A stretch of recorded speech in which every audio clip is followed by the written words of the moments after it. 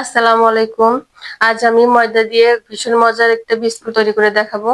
প্রথমে আমি 1/4 কাপ চিনি, লবণ আর ডিম। তারপরে আমি এটাকে ফেটাতে থাকবো। ফেটানো ভালো হলে এবং ডোটা ভালো হবে। তারপরে এর মধ্যে দিয়ে দেবো 3 চামচ ঘি। ঘিটা আমি একটু বেশি দিয়ে দেবো, কারণ ঘি বেশি দিলে বিস্কুটের ফ্লেভারটা অনেক ভালো আসে, খেতে অনেক মজা লাগবে।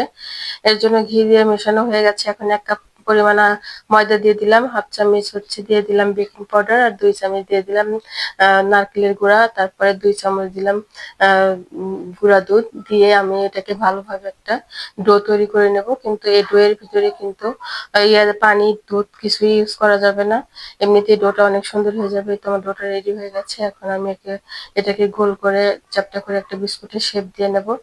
তো এটাকে গোল করে চ্যাপ্টা বিস্কুটের শেপ দিয়ে নিয়েছি। ডিজাইন সুন্দর করার জন্য আমি চামচের সাহায্যে একটু ডিজাইন করে নিলাম, এবং এটাকে নারকেলের গুঁড়ার সাথে এপাশ ওপাশ করে উল্টে একটা কোট করে নিলাম।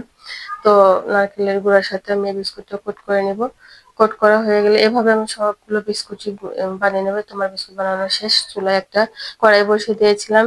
এর ভিতরে আমি 15 মিনিট বিস্কুটগুলো কুক করে নিয়েছি। এখন দেখেন বিস্কুটগুলো রেডি হয়ে গেছে। সকাল বিকেলে নাস্তার জন্য বিস্কুটগুলো কিন্তু খুবই দারুণ খেতে। আপনারা বাসায় ট্রাই করবেন। আর আমার ভিডিও ভালো লাগলে অবশ্যই আমাকে চ্যানেলটিকে সাবস্ক্রাইব করে আমার পাশে থাকবেন, লাইক কমেন্ট করবেন। আল্লাহ হাফেজ।